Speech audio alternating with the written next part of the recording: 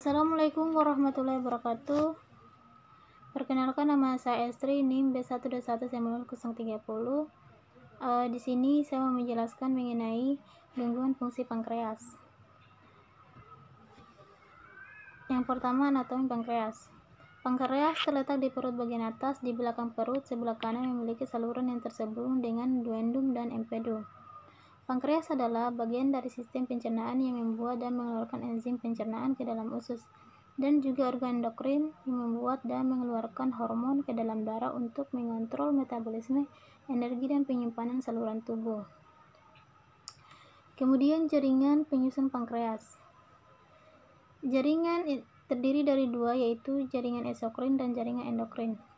Jaringan eksokrin berupa sel sekretorik yang berbentuk seperti anggur yang disebut sebagai sel acinus, merupakan jaringan yang menghasilkan enzim pencernaan ke dalam duodenum. Yang kedua, jaringan endokrin. Jaringan endokrin yang terdiri dari pulau-pulau yang terbesar di seluruh jaringan pankreas. Kemudian fungsi pankreas. Yang pertama, fungsi kelenjar endokrin pada pankreas adalah mengeluarkan hormon, yaitu hormon insulin dan hormon glukagon. Kedua hormon ini berperan dalam mengatur kadar glukosa atau gula dalam darah. Kemudian fungsi kelenjar eksokrin. Fungsi kelenjar eksokrin adalah kelenjar yang mengeluarkan produknya melalui suatu saluran menuju ke permukaan tubuh atau jaringan di dalam tubuh. Kelenjar air liur, kelenjar keringat, dan kelenjar saluran cermin. Enzim yang dihasilkan oleh pankreas melalui sistem pencernaan yaitu lipase untuk mencerna zat gizi lemak, amilase untuk memproses karbohidrat, kimotripsin dan tripsin untuk mencerna protein. Pemeriksaan enzim amilase dan enzim lipase. Enzim amilase adalah merupakan enzim yang berasal dari pankreas, kelenjar ludah, dan hepar. Fungsinya adalah mengubah zat tepung menjadi gula. Lipase merupakan enzim hidrolase yang menguraikan ikatan ester dan lemak yang berbentuk antara gliserol dan asam lemak ke rantai panjang, berfungsi membantu pencernaan lemak. Kemudian kita masuk pada praanalitik, di mana di sini kita menggunakan metode enzimatik kolorimetri.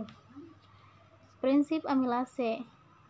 Substrat 4,6 sampai etilidin P-nitropenil AD maltoheptauside akan diuraikan oleh enzim A amilase, di mana hasilnya berupa oligosakarida akan dihidrolisis oleh A-glukosidase menghasilkan glukosa, dan P-nitropenol.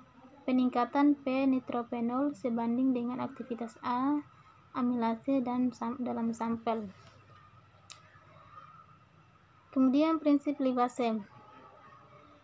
1-2 O dilauril Rech glycer, 3 glutamic acid, 6 metilresorufin ester ditambahkan pada suatu mikroemulsion yang akan dipecah oleh lipase menjadi CO lipase dan bile asid. Kombinasi CO lipase, bile asid, dan substrat akan mengalami pengurangan oleh enzim lipolitik.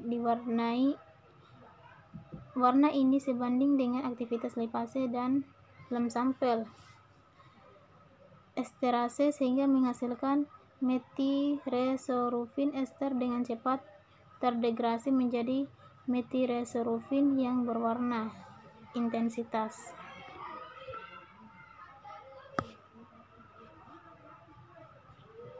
Kemudian kita masuk pada alat dan bahan, yaitu yang pertama fotometer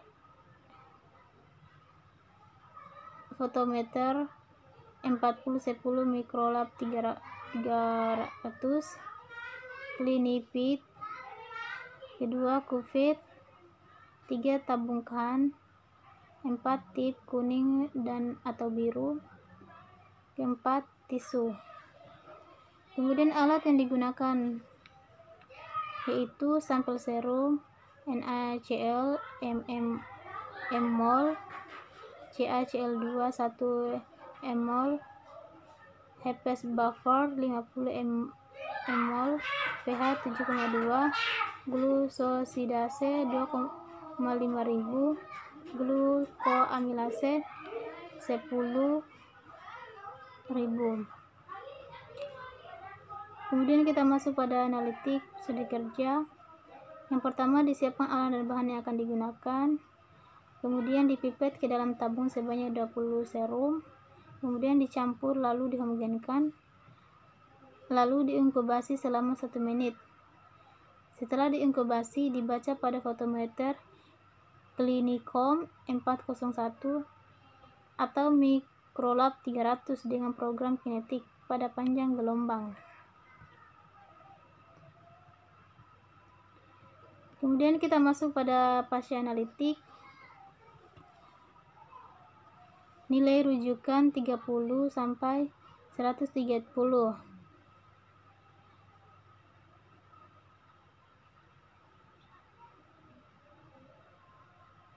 Hamil tidak meningkat. Pada orang hamil tidak meningkat. Anak tidak bisa dilakukan. Kemudian lansia agak meningkat dibandingkan yang didapat pada orang dewasa. Nilai rujukan lipase. Dewasa 14 sampai 250, bayi 9 sampai 105 pada suhu 30 derajat Celcius. Pada anak 20 sampai 135 pada suhu 30 derajat Celcius. Nilainya bervariasi di setiap laboratorium.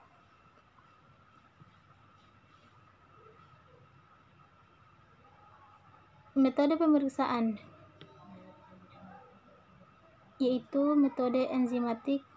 Metode enzimatik pada pemeriksaan glukosa darah memberikan hasil dengan spesifitas yang tinggi karena hanya glukosa yang akan terukur. Cara ini digunakan untuk menentukan nilai batas. Terdapat 2 macam metode enzimatik yang digunakan, yaitu glukose dan metode heksokinase. Enzimatik kolorimetri adalah suatu metode analisis kimia yang berdasarkan pada perbandingan warna larutan dengan warna larutan standarnya. Kemudian kita masuk pada fotometer. Fotometer adalah peralatan dasar di laboratorium klinik untuk mengukur intensitas atau kekuatan cahaya larutan.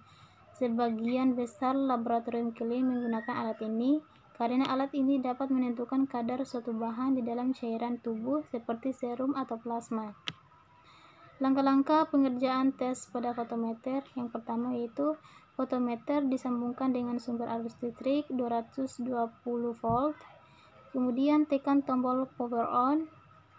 Lalu instrumen dibiarkan stabil dengan didiamkan sekitar 10 menit. Kemudian selang peristaltik dengan pompa dihubungkan.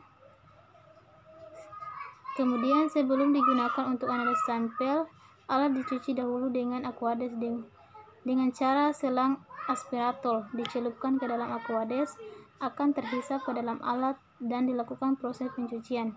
Pencucian dilakukan untuk mendorong gelembung-gelembung udara atau kontaminan yang terdapat di dalam selang untuk masuk ke pembuangan pencucian. Kemudian interpretasi hasil.